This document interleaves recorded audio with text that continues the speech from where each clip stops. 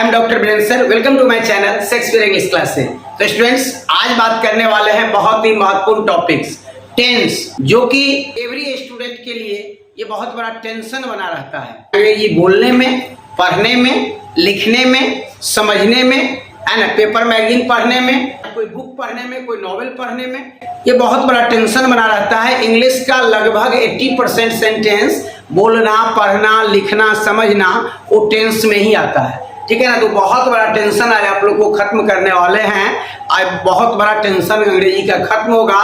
तो टेंस आपको video last तक देखना है। आज पूरा टेंस का डेफिनेशन, टेंस का टाइप और पूरा प्रेजेंट इंडेफिनिट पूरा 100% क्लियर करेंगे, है ना। तो आप लोग एकदम ध्यान से समझिएगा और कॉपी कलम लेकर के बैठिए, ठीक है ना। और एक एक डॉट आपका टेंस का क्लियर करेंगे। तो चलिए अब शुरू करें। टेंस, टेंस का अर्थ होता है काल। तो काल क्या होता है? टेंस वर्ब का वह रूप है जिससे किसी कार्य के समय का बोध होता है ना, समय। दूसरे शब्दों में कह सकते हैं कि क्रिया के रूप को देखकर ही यह पता चलता है कि कोई काम भूतकाल में हुआ या हुआ था, या वर्तमान काल में होता है या हो रहा है, या भविष्य काल में होगा। इस आधार पर टेंस को 3 भागों में बांटा गया है, ठीक है ना। Present tense, past tense, future tense. चलिए हम नाम लिख ले रहे हैं, यहां जान लीजिए टेंस।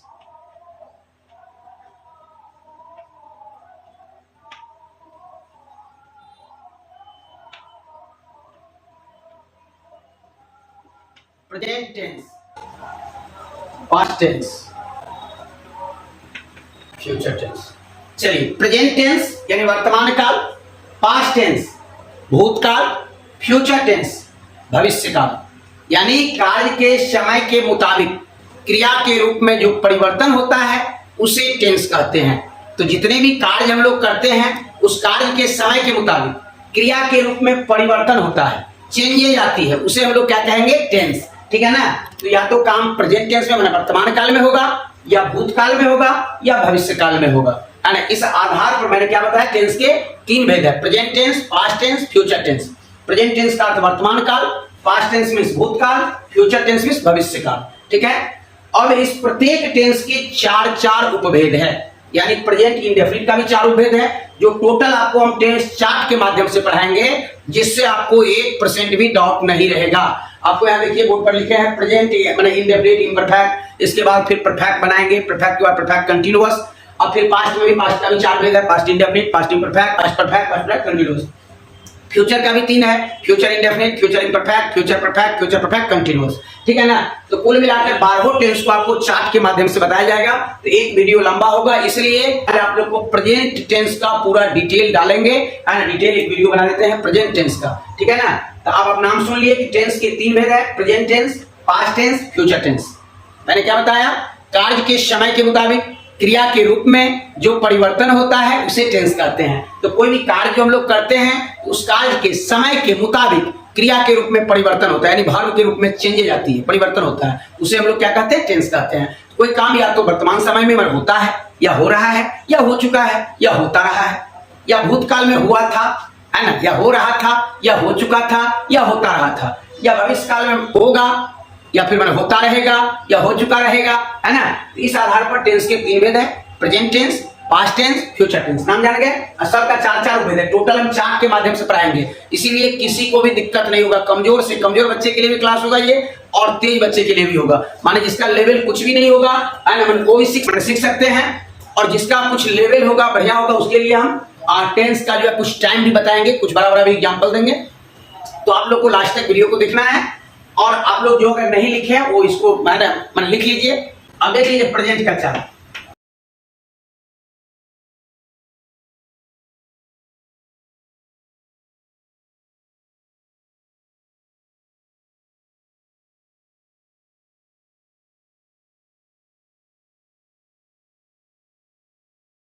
चलिए, present indefinite tense, present imperfect tense,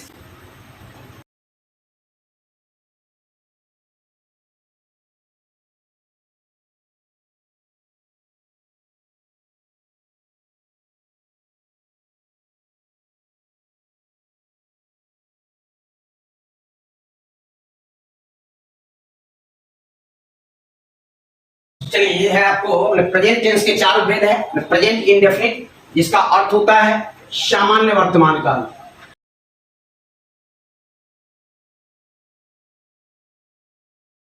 imperfect,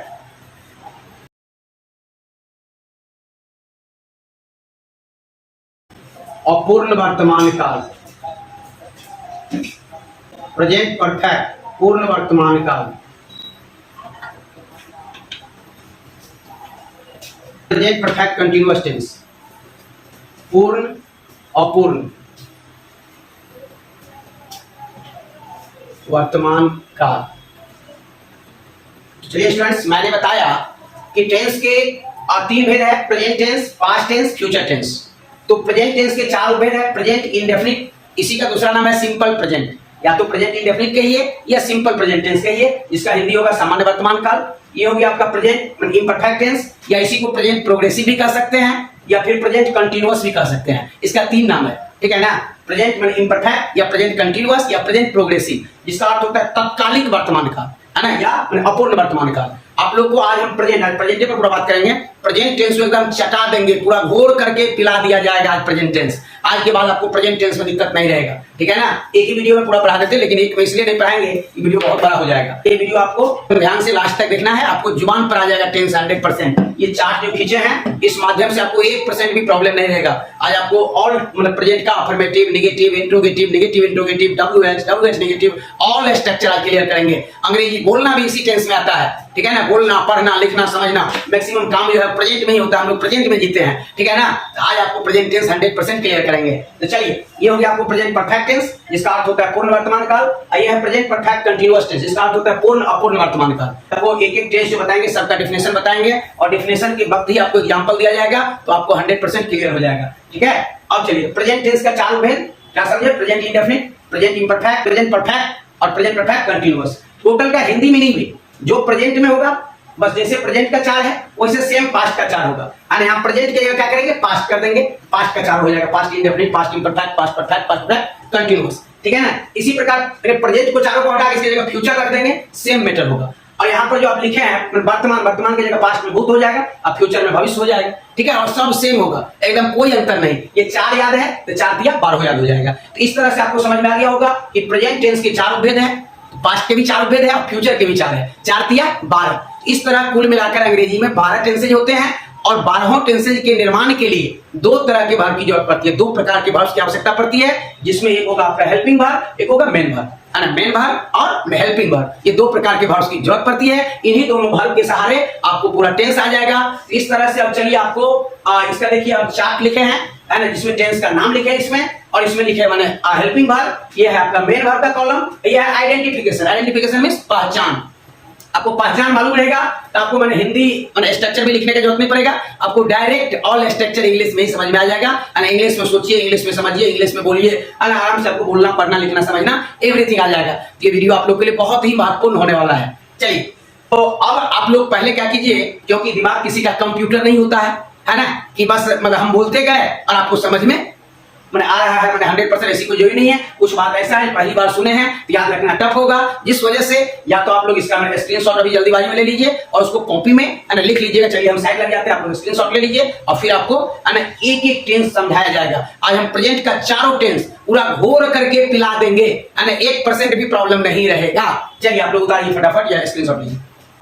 तो चलिए स्टूडेंट्स, अब शुरू करें प्रेजेंट इंडेफिनिट टेंस से।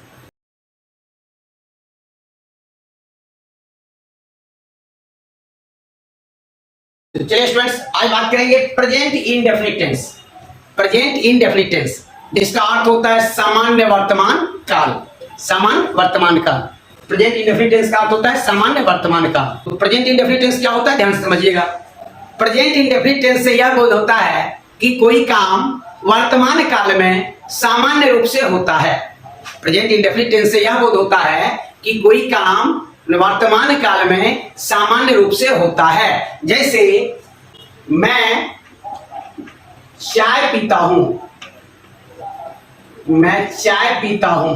चलिए, तो मैं चाय पीता हूं, इसका सेंटेंस क्या बनेगा, ध्यान से समझिएगा। इसका टोटल स्ट्रक्चर भी लिखेंगे, अभी आपको एकदम सिंपल वे में समझिए। चार्ट मेरा टेंस पढ़ाने का या कोई भी ग्रामर का टॉपिक्स पढ़ाने का यूनिक वे है, जिसके माध्यम से आपको एकदम यूनिक टिप्स और टेक्निक्स के माध्यम से अंग्रेजी बहुत सारे बच्चे को सिखाए हैं। आप लोग बहुत बेहतरीन ढंग से सीख सकते हैं हमसे जुड़ने के बाद। चलिए, मैं चाय पीता हूँ, क्या है? पीता हूँ। या देखिए ताहू लगा हुआ है, जब हम देखेंगे ताहू लगा हुआ है समझ जाएंगे प्रेजेंट इंडेफिनिट टेंस है। देखिए कितना बढ़िया है, प्रेजेंट इंडेफिनिट टेंस अर्थ होता है सामान्य वर्तमान काल। मैंने डेफिनेशन बता दिया कि प्रेजेंट इंडेफिनिट टेंस से यह बोध होता है कि कोई काम वर्तमान काल में सामान्य रूप से होता है। जैसे मैं चाय पीता हूँ, मैं आपको पढ़ाता हूँ, आप लोग पढ़ते हैं, मोहन दौड़ता है, मैं सोता हूँ, रामू गाना गाता है, सीता उपन्यास पढ़ती है। तो जितना भी ये काम सामान्य रूप से वर्तमान काल में होता है ये प्रेजेंट इंडेफिनिट में होगा। जैसे उसका पहचानने का बहुत सिंपल तरीका है, यदि किसी हिंदी क्रिया के अंत में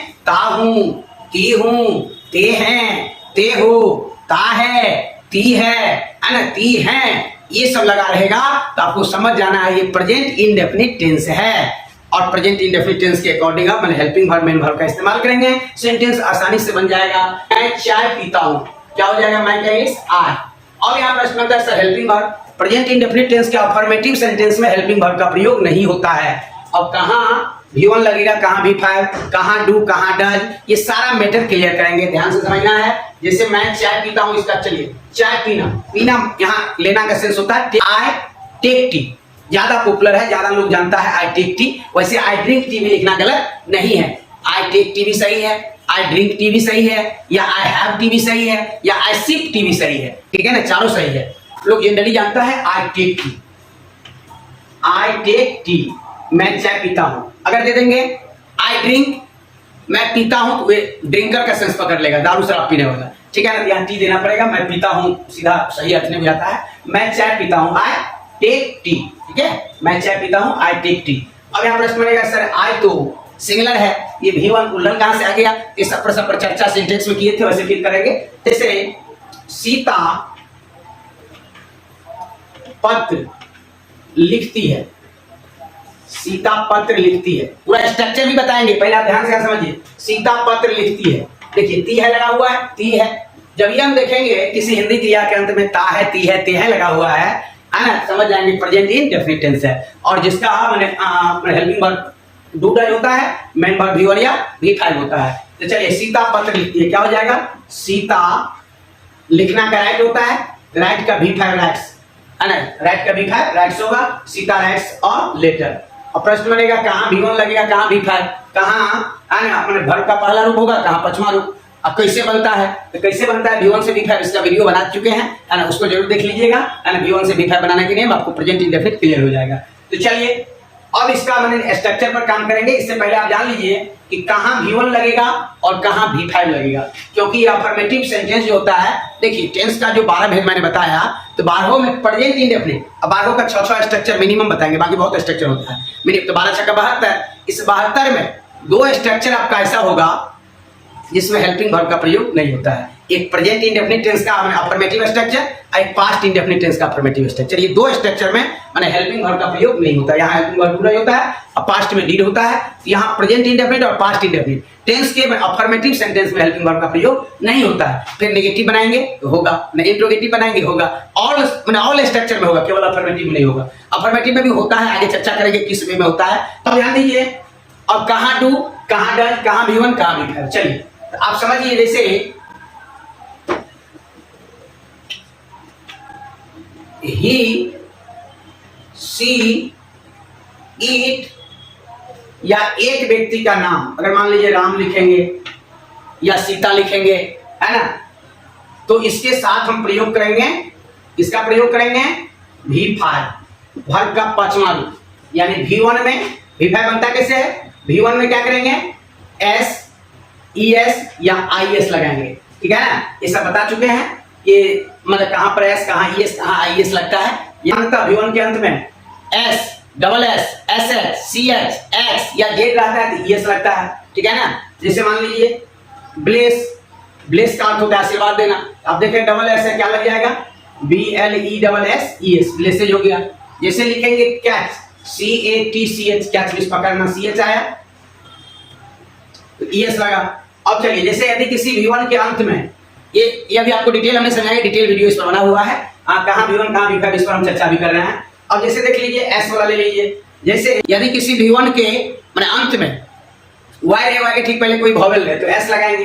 वैसे S तो जनरली सभी रूल में मैंने ऐसे ही लगता है, ES और IS वाला रूल आपको याद रखना पड़ेगा, बाकी तो सब में S लगेगा, ठीक है ना। तो ये आपको डिटेल के लिए वीडियो बनाया है, देख लीजिएगा। जैसे आप ले लीजिए प्ले मींस खेलना, आप देख रहे हैं Y है, Y के ठीक पहले वॉवेल है, क्या हो जाएगा PLAYS प्ले, है ना। अब एक इस पर ले लीजिए, यदि किसी V1 के अंत में Y है, Y के ठीक पहले कोई कॉन्सोनेंट है तो Y को क्या करेंगे, I में बदलकर ES लगा देंगे, क्राई का क्राई हो जाएगा, ठीक है ना। तो इस प्रकार से वर्ब का जो मूल रूप होता है V1 प्लूरल होता है और V5 सिंगुलर होता है। यही कारण है कि ही क्या है, थर्ड पर्सन सिंगुलर नंबर है, सी थर्ड पर्सन सिंगुलर नंबर है, it third person singular number है और राम एक व्यक्ति का नाम है। तो यदि ही, सी, इट या एक व्यक्ति का नाम रहे तो हम क्या प्रयोग करेंगे, V5 का प्रयोग करेंगे, क्योंकि V5 सिंगुलर होता है, ठीक है ना। चलिए, आई होप कि आप लोग को समझ में आ गया होगा। अब प्रश्न आएगा कि कहां कहां हम V1 का प्रयोग करेंगे, तो V1 वाला भी देख लीजिए।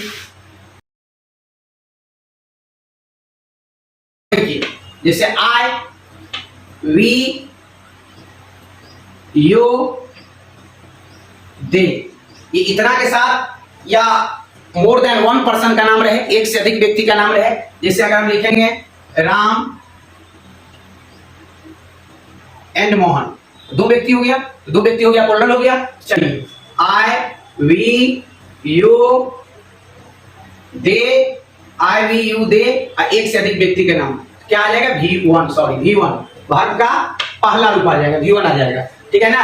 I, we, you, they, एक से अधिक व्यक्ति का नाम रहेगा तो V1 का इस्तेमाल करेंगे, ठीक है। आई होप कि आप लोग को ये समझ में आ गया होगा कहां V1 लगेगा और कहां V5 लगेगा। वर्ब का मूल रूप जो है V1, ये हमेशा प्लूरल रहता है, इसके अंत में S, ES या IS लगाकर वर्ब को सिंगुलर बनाया जाता है। जैसा कि अब यहाँ प्रश्न बनेगा कि सर ये, तो अब तो ये प्रश्न क्लियर हो गया कहां V1 लगेगा कहां V5। अब यहाँ एक प्रश्न मन में उठेगा कि सर I तो फर्स्ट पर्सन सिंगुलर नंबर है, हाँ I first person singular number है, परंतु I के साथ हैव भी लगता है, आपको पता होना चाहिए। चलिए, सब सिंटेक्स में बता चुके हैं, या वर्ब का नंबर का क्लास देख लीजिए, प्रोनाउन का नंबर और वर्ब का नंबर, आपको पूरा कंसेप्ट क्लियर हो जाएगा। चलिए, तो आपको ये समझ में आ गया कहां V1 कहां V5, ये समझ में आप लोग को आ गया होगा। अब चलिए इसको प्रैक्टिस करवाएंगे। इससे पहले आप लोग जो नहीं लिखे हैं, आप लोग या तो स्क्रीनशॉट ले लीजिए और स्क्रीनशॉट लेकर के आप कॉपी में जरूर लिख लीजिएगा, इसको याद रखिएगा, ज्यादा सेंटेंस इसी पर बनता है। चलिए स्क्रीनशॉट लीजिए। चलिए, अब तो चलिए स्टूडेंट्स, अब देखिए स्ट्रक्चर कैसे बनेगा इसका, कैसे हम लोग सेंटेंस का निर्माण करेंगे। ये प्रेजेंट इंडेफिनिट टेंस का जो मैंने स्ट्रक्चर हम लोग बनाएंगे, तो ध्यान दीजिएगा, इसका मैंने हिंदी स्ट्रक्चर लिखने का नीड भी नहीं है, क्योंकि आपको पहचान यहाँ पूरा लिखा हुआ है, ठीक है ना। अगर हम लिखते हैं मैं उपन्यास पढ़ता हूं, आप क्या देख रहे हैं, क्या लिखा हुआ है, मैं उपन्यास पढ़ता हूं, पढ़ता हूं ताहू लगा हुआ है, ये प्रेजेंट इंडेफिनिट टेंस हो गया। कैसे, कि ताहू लगा हुआ है।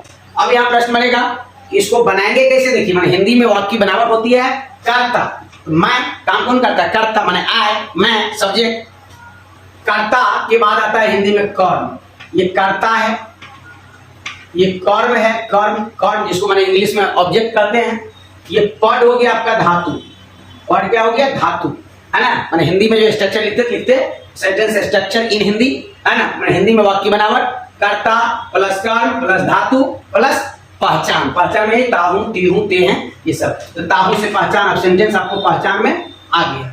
चलिए, अब इसका स्ट्रक्चर लिखेंगे इंग्लिश में, इसको ध्यान से समझिएगा। Sentence structure in English,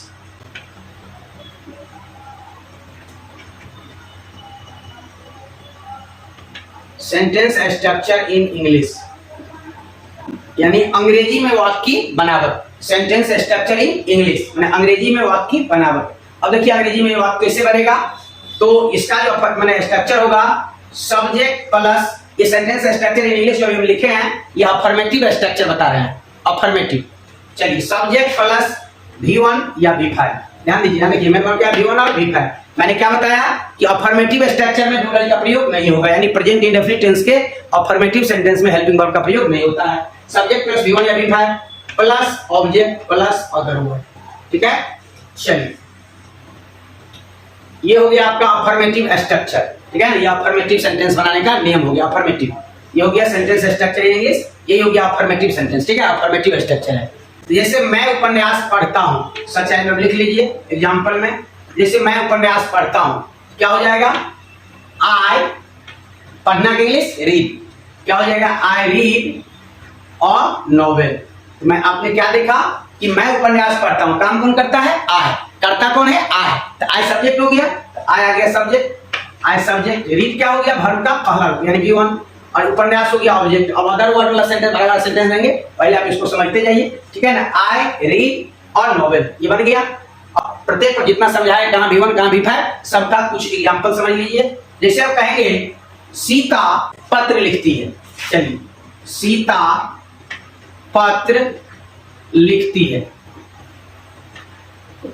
Sita पत्र लिखती है, यहाँ ती है लगा हुआ है, देखिए ती है, पहचान में आ गया कि प्रेजेंट इंडेफिनिट टेंस है। तो अब क्या हो जाएगा, सीता की जगह सीता सब्जेक्ट, लिखना की इंग्लिश राइट, राइट का V5 राइट्स, सीता राइट्स और लेटर, सीता क्या लिखती है, what does Sita write, Sita writes a letter, Sita पत्र लिखती है, ये सब्जेक्ट V5 ऑब्जेक्ट, ठीक है। यहाँ आप देखिए कि V1 लगा हुआ है, यहाँ V5 लगा, तो कहाँ क्या लगेगा मैं इससे पहले बता चुका हूं। जैसे अगर हम बोलेंगे वे लोग खेलते हैं, तो वे लोग खेलते हैं क्या बन जाएगा, वे लोग खेलते हैं, दे प्ले। कहेंगे वे लोग क्रिकेट खेलते हैं, तो they play cricket, they play cricket, ठीक है। तो आई होप कि आपको समझ में आ गया होगा कहाँ V1 कहाँ V5। जैसे कहेंगे तुम पढ़ते हो या तुम किताब पढ़ते हो, क्या हो जाएगा, यू रीड अ बुक, तुम किताब पढ़ते हो, यू रीड अ बुक। हम लोग सोते हैं, वी स्लीप, ठीक है, तो यानी V1 और V5। आई होप कि आप लोगों को समझ में आ गया होगा कहां V1 लगेगा और कहां V5 लगेगा, ठीक है। ये था अफर्मेटिव स्ट्रक्चर, ठीक है ना, ये था affirmative structure. I, we, you, they या एक से अधिक व्यक्ति का नाम आएगा सब्जेक्ट के रूप में, तो वर्ब का पहला रूप यानी V1 का प्रयोग करेंगे। और जब सब्जेक्ट के रूप में ही, सी, इट या एक व्यक्ति का नाम आएगा, वन पर्सन का है ना, नेम ऑफ वन पर्सन, एक व्यक्ति का नाम, तो V5 का इस्तेमाल करेंगे। ये फंडा केवल अफर्मेटिव में है, नेगेटिव इंट्रोगेटिव सब में ये अलग हो जाएगा, तो ध्यान से आपको समझना है। ये था आपका अफर्मेटिव स्ट्रक्चर। अब चलते हैं आपको नेगेटिव स्ट्रक्चर पर लेकर, चलिए और जानिए नेगेटिव सेंटेंस बनाने का नियम।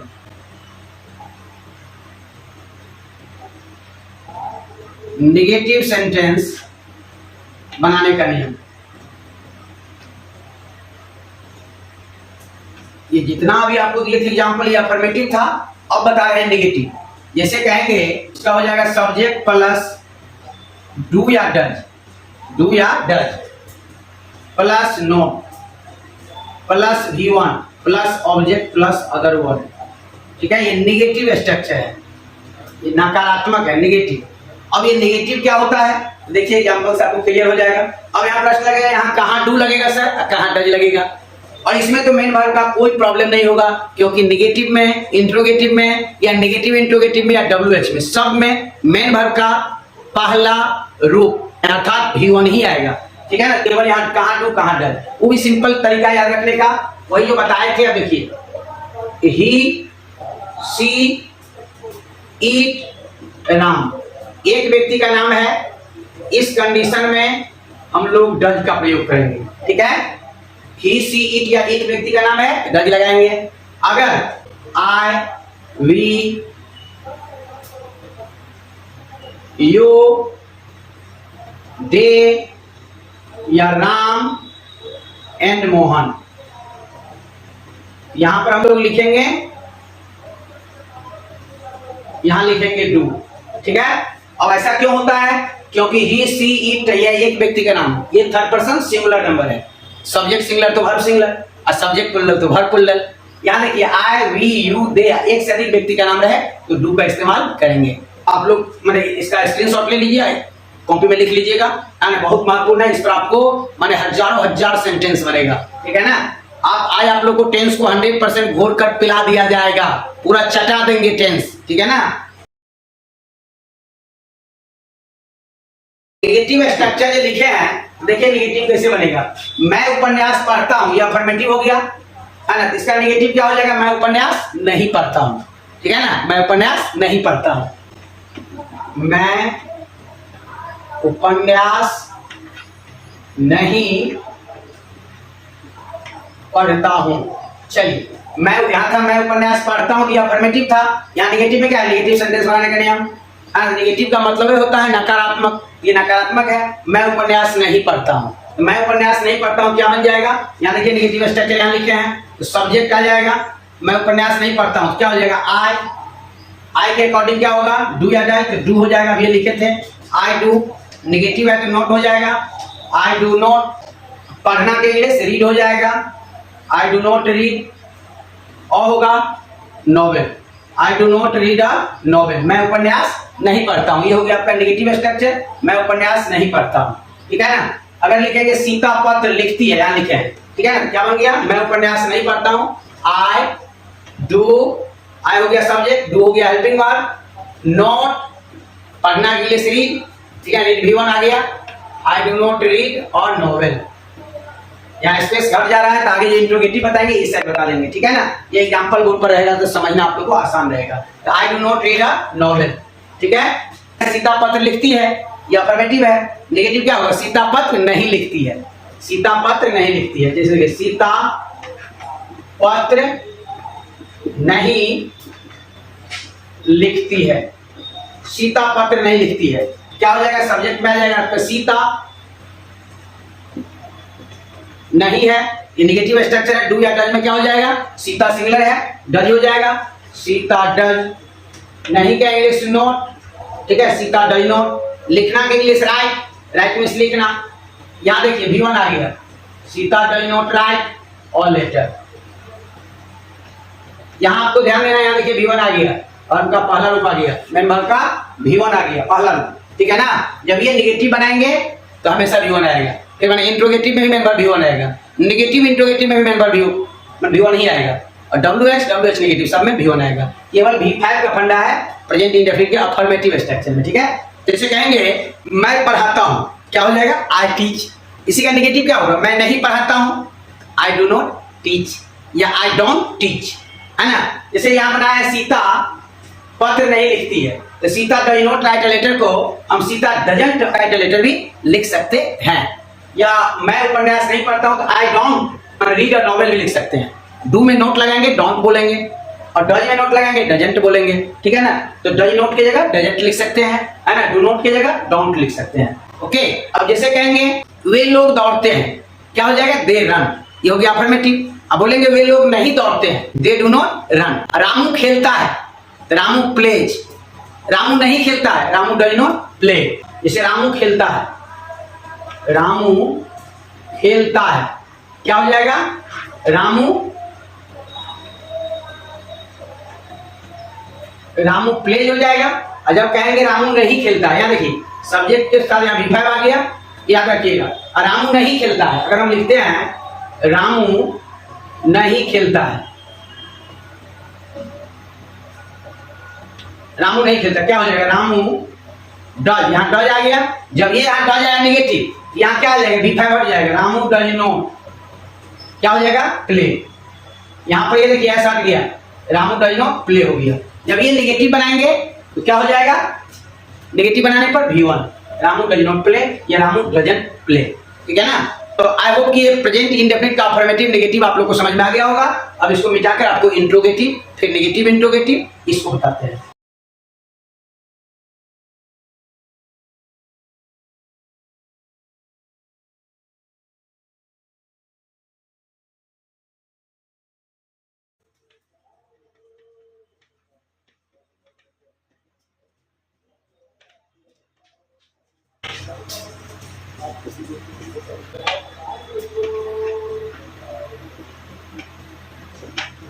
चलिए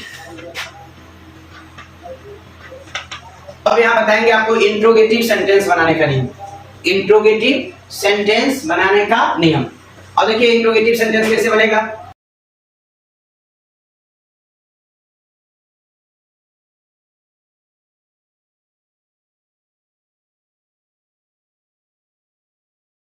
इंट्रोगेटिव सेंटेंस बनाने का नियम।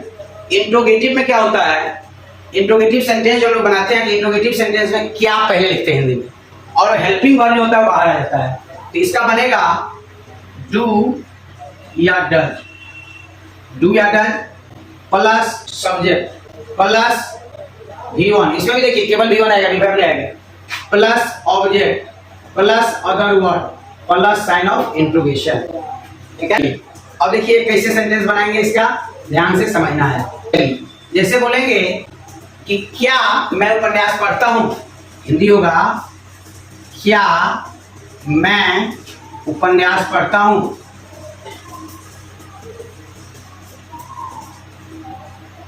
क्या मैं उपन्यास पढ़ता हूं, क्या बन जाएगा, ये डू पहले आ जाएगा, do I read a novel, do I read a novel, यहाँ सॉरी साइन ऑफ इंट्रोगेशन होगा, do I read a novel, क्या मैं उपन्यास पढ़ता हूं। अब इसे कहेंगे क्या सीता पत्र लिखती है, क्या सीता पत्र, क्या सीता पत्र लिखती है, क्या सीता पत्र लिखती है, तो क्या हो जाएगा आपका सीता के अकॉर्डिंग क्या आ जाएगा, डज, डज सीता राइट, यहां भी देखिए V1 आया, does Sita write a letter. ठीक है, ये बोलचाल में भी काफी इस्तेमाल होता है प्रेजेंट इंडेफिनिट टेंस। क्या सीता पत्र लिखती है, does Sita write a letter. क्या मोहन खाता है, तो डज मोहन ईट। क्या रामू सोता है, तो डज रामू स्लीप। क्या मैं पढ़ाता हूं, तो डू आई टीच। क्या आप लोग पढ़ते हैं, तो डू यू रीड। ठीक है ना, ऐसे बनेगा सेंटेंस। क्या से प्रश्न करेंगे माने हिंदी में, और इंग्लिश में क्या करेंगे, हेल्पिंग वर्ब पहले आ जाएगा, डू या डज, इसके बाद सब्जेक्ट, सब्जेक्ट के बाद V1, फिर यहाँ ऑब्जेक्ट, फिर अदर वर्ड, फिर साइन ऑफ इंट्रोगेशन। ठीक है ना, अब देखिए क्या मैं उपन्यास पढ़ता हूँ, तो डू आ गया, डू आई के अकॉर्डिंग टू आया। ठीक है ना, माने पहले आ गया आपका हेल्पिंग वर्ब, फिर सब्जेक्ट, फिर आ गया V1। ठीक है ना, V1 वर्ब का पहला रूप, इसके बाद आ गया आपका ऑब्जेक्ट। ठीक है, अब अदर वर्ड पर एग्जांपल आप लेते हैं, जैसे क्या सीता पत्र लिखती है, डज, डज हो गया helping verb, Sita subject, right V1 आया, नहीं माने अ लेटर ऑब्जेक्ट। तो आई होप कि आपको समझ में आया होगा। और एग्जांपल ले लीजिए, जैसे बोलेंगे सीता गाना गाती है, तो सीता सिंग्स अ सॉन्ग, यहाँ सिंग्स हुआ, या अफर्मेटिव है, सीता सिंग्स अ सॉन्ग। अब कहेंगे सीता गाना नहीं गाती है, क्या बन जाएगा, Sita does not sing a song, यहाँ सिंग हो गया V1। अब कहेंगे क्या सीता गाना गाती है, तो does Sita sing a song. Okay, does Sita sing a song, ऐसे बनेगा। तो आई होप कि आप लोग को प्रेजेंट इंडेफिनिट समझ में, प्रेजेंट इंडेफिनिट का अफर्मेटिव, नेगेटिव और इंट्रोगेटिव आ गया होगा समझ में। अब चलिए अब नेगेटिव इंट्रोगेटिव पर बात करते हैं।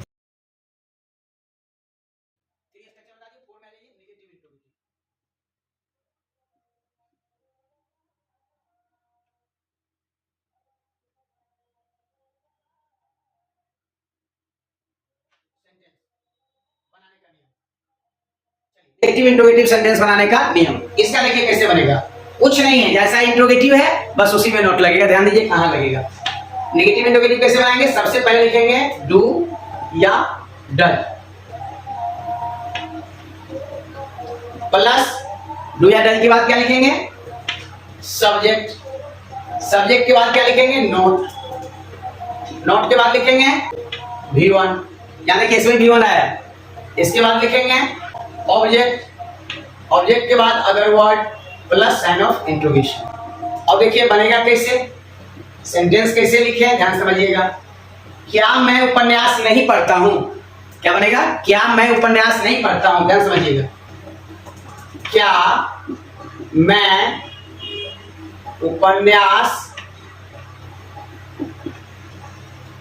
नहीं पढ़ता हूं, चलिए क्या मैं उपन्यास नहीं पढ़ता हूं, डू आई नॉट, देखिए डू आ गया हेल्पिंग वर्ब, आई आ गया सब्जेक्ट, नोट आ गया नेगेटिव के लिए, और डू आई नॉट पढ़ना का रीड V1 और नॉवेल, सॉरी यहाँ साइन ऑफ इंट्रोगेशन होगा, do I not read a novel.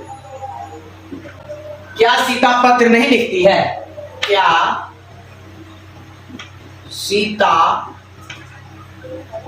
पत्र नहीं लिखती है, क्या सीता पत्र नहीं लिखती है, क्या हो जाएगा, डज सीता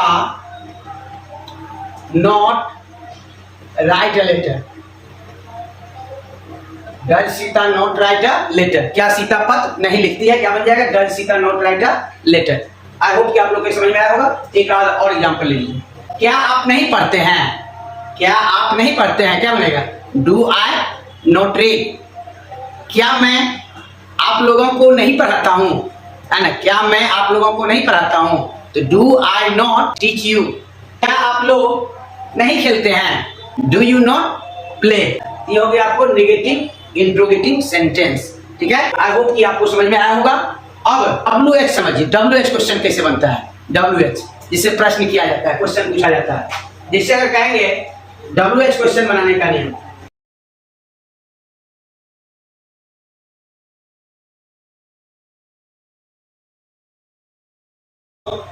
चलिए, WH क्वेश्चन बनाने का नियम। अब WH क्वेश्चन क्या होता है? जिससे हम लोग क्वेश्चन करते हैं, जैसे what, who, whom, whose, how much, how many, ये जिससे प्रश्न करते हैं। व्हेन, ये सब जो क्वेश्चन पूछते हैं हम लोग, मतलब what is your name, where do you live, whom do you like, ये सब प्रश्न जो करते हैं, ये WH क्वेश्चन। इस क्वेश्चन बनाने का नियम में क्या आ जाएगा? सबसे पहले WH वर्ड क्या होता है बताइए दिए। अब इसका ले लीजिए, इतना को हम मिटा दे रहे हैं, सुविधा होगा समझने में। चलिए, इतना को मिटा दिए। अब इसका स्ट्रक्चर लिख रहे हैं। WH word plus WH word के जस्ट बाद लिखेंगे हम लोग हेल्पिंग वर्ब। हेल्पिंग वर्ब क्या होता है? डू या डज। ठीक है ना? Plus object plus V1 plus object plus other word plus sign off interrogation. अब देखिए बनेगा कैसे। अब जैसे बोलेंगे मैं कब उपन्यास पढ़ता हूं, मैं कब उपन्यास पढ़ता हूं, सच है ये। जैसे मैं कब उपन्यास पढ़ता हूं, मैं कब उपन्यास पढ़ता हूं। कब का इंग्लिश क्या हो जाएगा? व्हेन। व्हेन हो जाएगा। अब चलिए यहाँ डू या डज में क्या आएगा? आई है तो डू आएगा, व्हेन डू। और मैं का English I, when do I read a novel. Sorry, sign off interrogation होगा। अब चलिए जैसे अगर बोलेंगे सीता कब पत्र लिखती है, सीता कब पत्र लिखती है, सीता कब पत्र लिखती है। तो सीता कब पत्र, कब का इंग्लिश हो जाएगा when does Sita write a letter, when does Sita write a letter. ये हो गया आपको WH क्वेश्चन। ये क्या हो गया? WH question. ये WH क्वेश्चन है। एक और एग्जांपल ले लीजिए।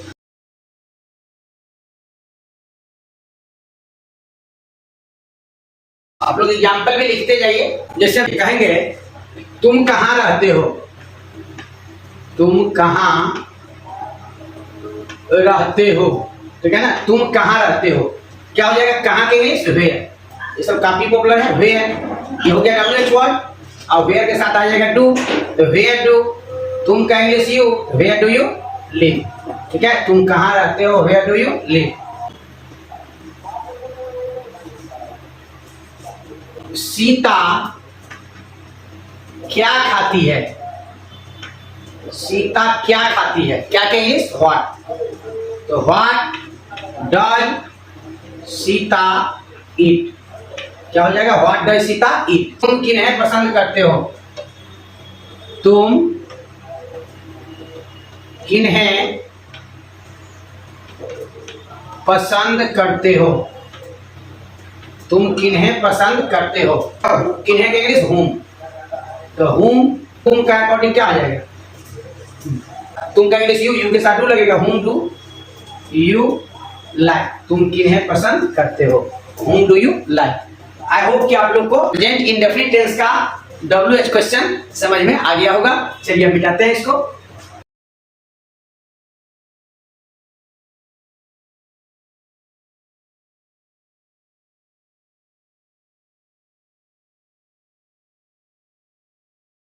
अब WH का नेगेटिव जान लीजिए। WH सेंटेंस का नेगेटिव क्या बनेगा? इसका लिखेंगे WH वर्ड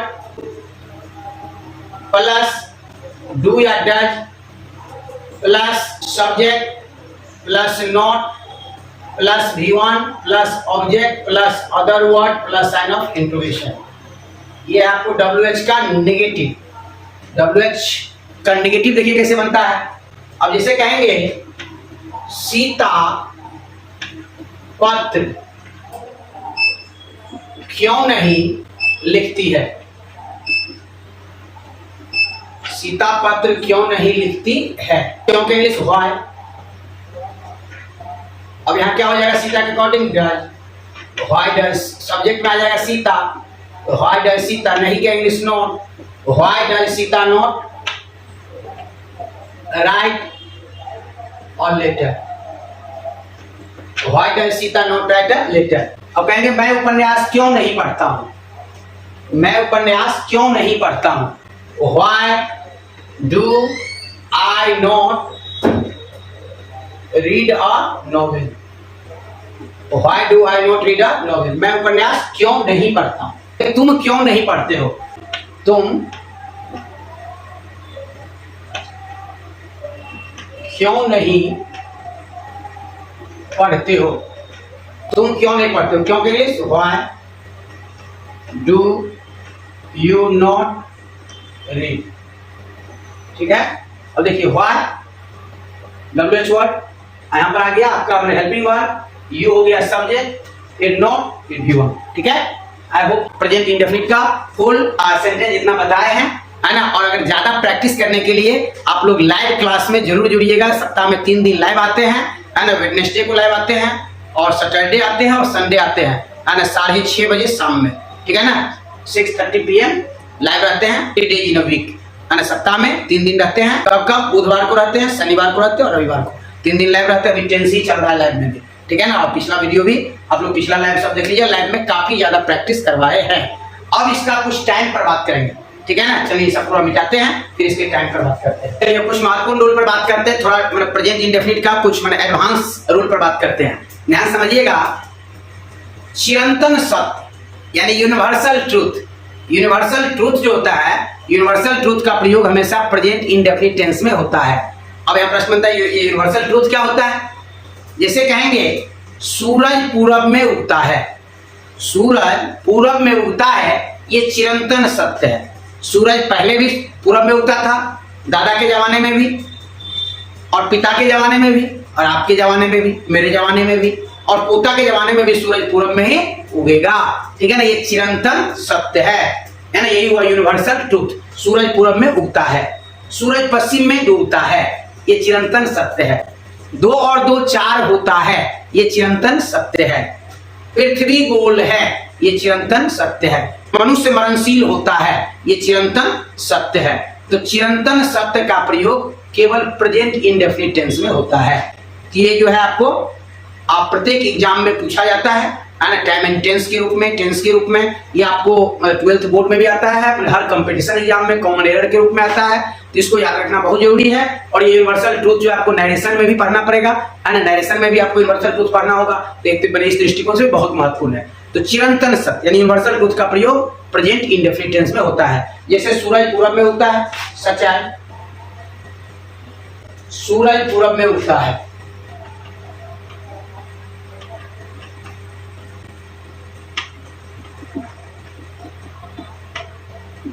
सूरज पूरब में उगता है, क्या हो जाएगा, the sun rises in the east. सूरज पूरब में उगता है, the sun rises in the east. ठीक है, जैसे कहेंगे सूरज पश्चिम में डूबता है, सूरज पश्चिम में डूबता है, क्या हो जाएगा, the sun sets in the west. ठीक है ना। जैसे बोलेंगे मनुष्य मरणशील होता है, चलिए एग्जांपल लीजिए, जैसे कहेंगे मनुष्य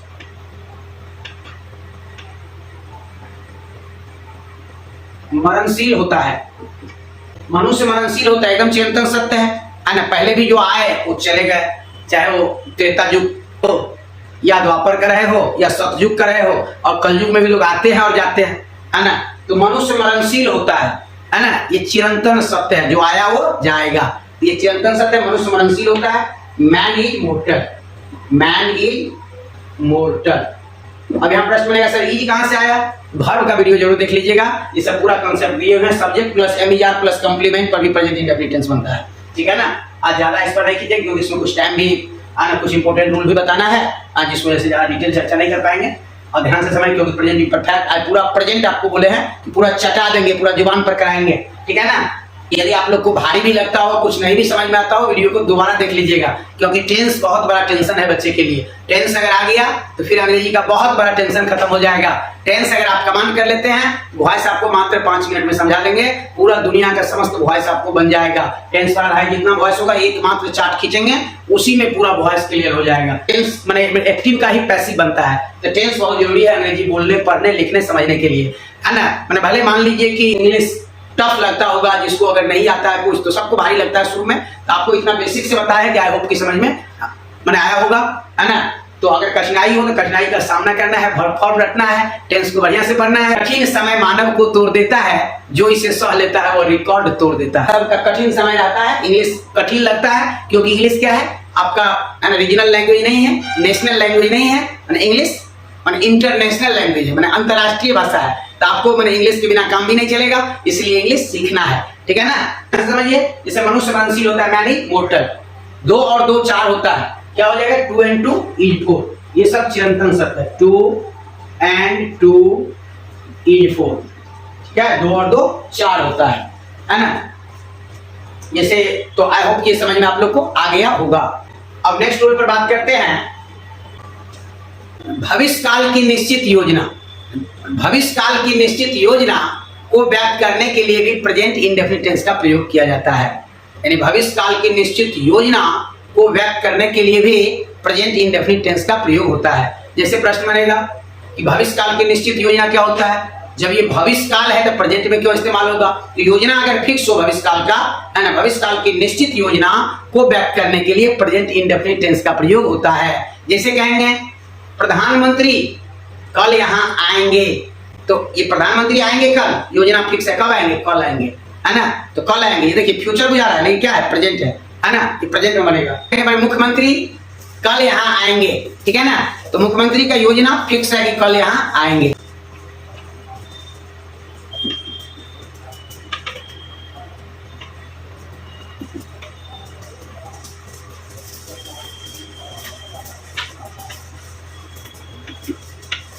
मुख्यमंत्री कल यहाँ आएंगे, क्या हो जाएगा, the chief minister comes here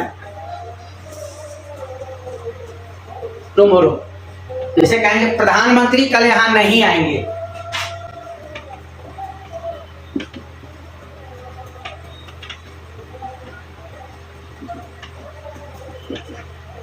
चलिए प्रधानमंत्री कल यहाँ नहीं आएंगे, ठीक है, क्या हो जाएगा, the prime minister does not come here tomorrow. तो अब देखिए मैंने क्या बताया कि भविष्य की निश्चित योजना को व्यक्त करने के लिए प्रेजेंट इंडेफिनिट टेंस का प्रयोग किया जाता है। जैसे मुख्यमंत्री कल यहाँ आएंगे, तो मुख्यमंत्री कल यहाँ आएंगे योजना फिक्स है, क्या लिखे हैं, the chief minister comes here tomorrow. The chief minister means मुख्यमंत्री, है ना, यहाँ लिखा है आएंगे, फ्यूचर में है, लेकिन भविष्य की निश्चित योजना है, प्रेजेंट में बनेगा। कम का V5 कम्स क्यों होगा, क्योंकि एक व्यक्ति है, थर्ड पर्सन सिंगुलर है, इसलिए V5 आएगा। अभी आपको टेंस में समझा चुके हैं, है ना। तो अगर टेंस आने के बाद ही ये सब रूल समझ में आता है, बेसिक टेंस के बाद, ठीक है। द चीफ मिनिस्टर कम्स, यहाँ के इंग्लिश हियर, कल का tomorrow, the prime minister comes here tomorrow. चलिए प्रधानमंत्री कल यहाँ नहीं आएंगे, the prime minister does not, जब ये नेगेटिव आएगा तो डज आएगा, है ना, डज आएगा नेगेटिव में, केवल अफर्मेटिव में नहीं आएगा। तो the prime minister does not come, come यहाँ देखिए, यहाँ कम्स है, यहाँ कम हो गया V1, डोंट बी कंफ्यूज। इसके बाद यहाँ के English here, the prime minister does not come here tomorrow, ठीक है। मैंने आई होप कि रूल आपको समझ में आया होगा। अब एक बहुत ही महत्वपूर्ण रूल बताने जा रहे हैं, ध्यान से समझिएगा। यदि किसी वाक्य में, बहुत ही इंपॉर्टेंट है, वेरी इंपॉर्टेंट रूल है ये, 12th बोर्ड में या CUET एग्जाम में या आपको मैंने SSC में बहुत ज्यादा रिपीटेड क्वेश्चन है, ध्यान से समझिएगा। यदि किसी वाक्य में एवरीडे, डेली,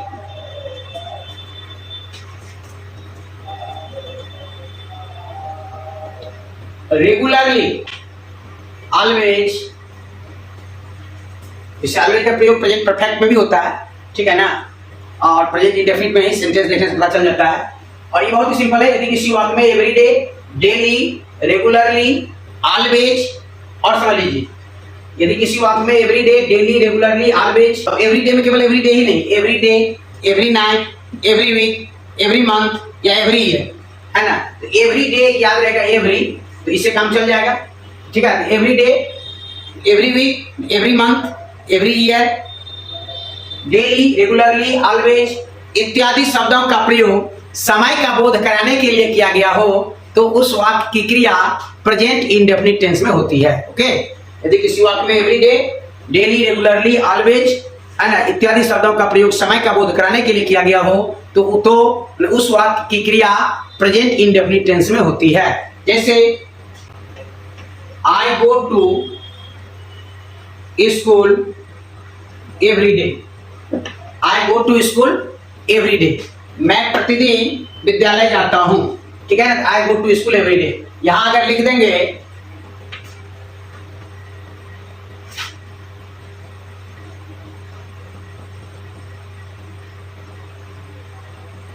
ये एकदम गलत हो जाएगा, ऐसे ही कॉमन एरर डाला जाता है, ठीक है ना। ये I go to school every day ये करेक्ट सेंटेंस है, ठीक है ना।